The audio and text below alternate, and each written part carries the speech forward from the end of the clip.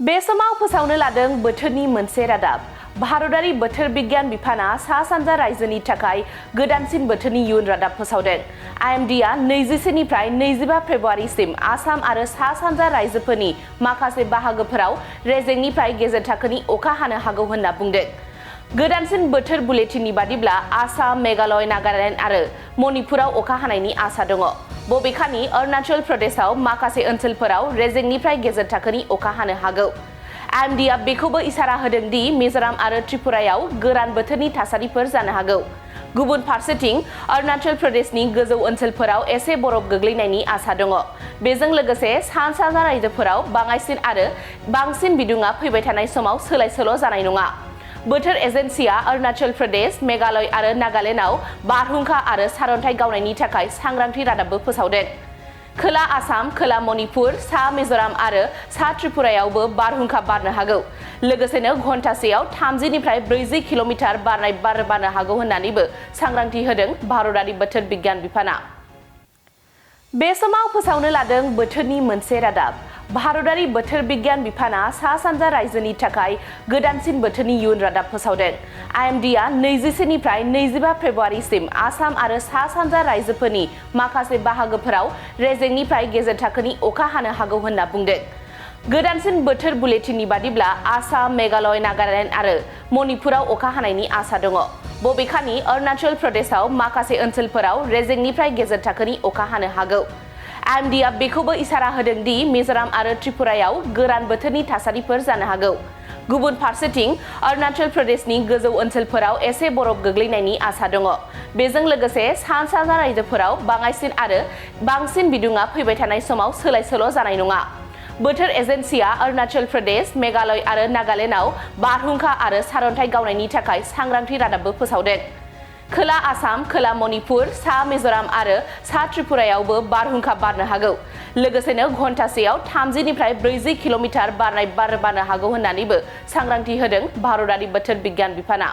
नोंथाङा railway, Assam police, bank, टेट बायदि सरखारि साख्रि मावनो गोसो दं नामा? एबा नोंथाङा बेफोर बायदि साख्रिनि थाखाय थियारि खालामगासिनो दं नामा?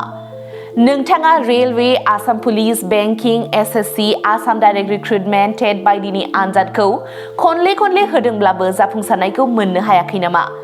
जुदि नोंथाङा railway, Assam police, banking, SSC, Assam direct recruitment, TET recruitment आनजादनि थाखाय थियारि खालामगासिनो दङब्ला नोंथांनि थाखाय लानानै फैदों मोनसे मोजां रादाब।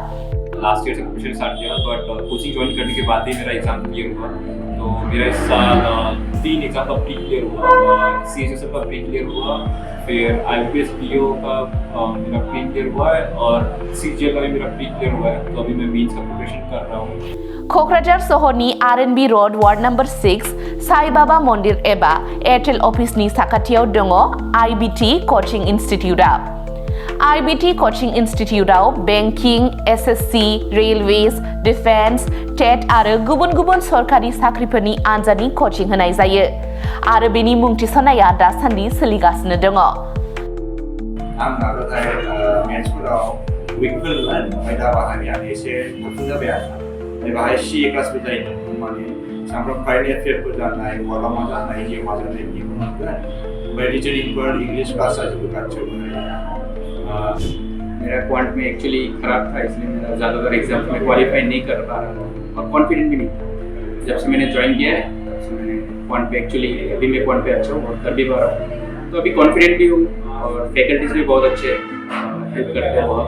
आईबीटी कचिं इनस्टिट्यूटआव मुं थिसननायनि गोबां मुलाम्फाफोरखौ नोंथाङा मोननो हागोन, जेरै ल' course fees, specially daily current affairs classes, lifetime membership card, weekly 5 to 6 days classes, comprehensive study materials, regular online and offline mock test, Make My Exam app, flexible class timings, doubt clearing session। बेफोर गासै सुबिदाफोरखौ नोंथाङा IBT coaching इनस्टिट्यूटआव मोननो हागोन। अब्ला थाबैनो मुं थिसनदो। आबुङै मिथिनो थाखाय 9387277188 एबा 9101325849 आव सोलाद लानो हागोन।